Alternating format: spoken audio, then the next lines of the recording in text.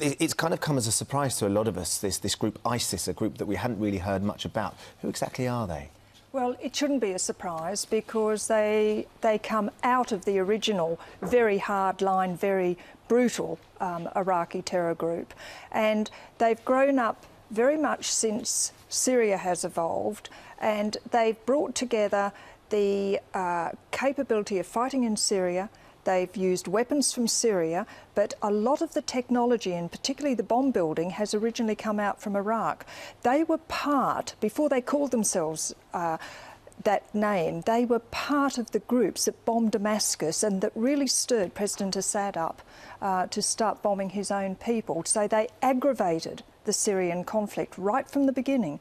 And now they're, well, it's a ragtag force, but it's got a lot of weapons. You're seeing now outside Baghdad it's getting into former US bases, so it's getting transport and a lot of explosives and a lot of heavy armament, so it's a very serious fighting group. And what do you think it's going to take to contain this? Because President Obama has said he's considering all options. What are we likely to see here, do you think? Well, this group is an hour outside Baghdad.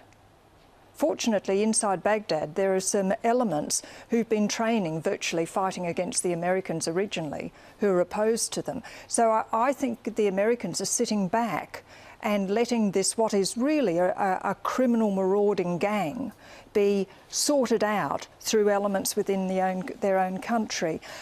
President Obama, I think we shouldn't be misled by what's being said. President Obama's given a major speech that use of force is not his first choice now, and he's talked about American interests.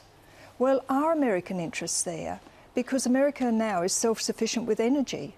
The loss of Baiji refinery and the potential loss of a lot of fuel coming out of Iraq is going to affect us in Britain, it's going to affect the EU, it's going to affect China. So is that going to be the major impact on the UK? It will be energy and oil prices? Well, the more immediate impact and worry for us is how many people are of British origin and who are fighting over there, and how many people are getting ready to go over.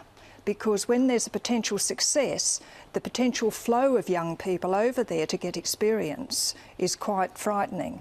And the motivation of networks here who've been long-term linked with this group to potentially have attacks here is probably a little higher. They are trained in fighting tactics, they understand how to shoot, and that group has been using about 100 explosive devices a month in Iraq for the last 3 months, and that is vehicle bombs, suicide vehicle bombs and person bombs. That knowledge is now here in this country.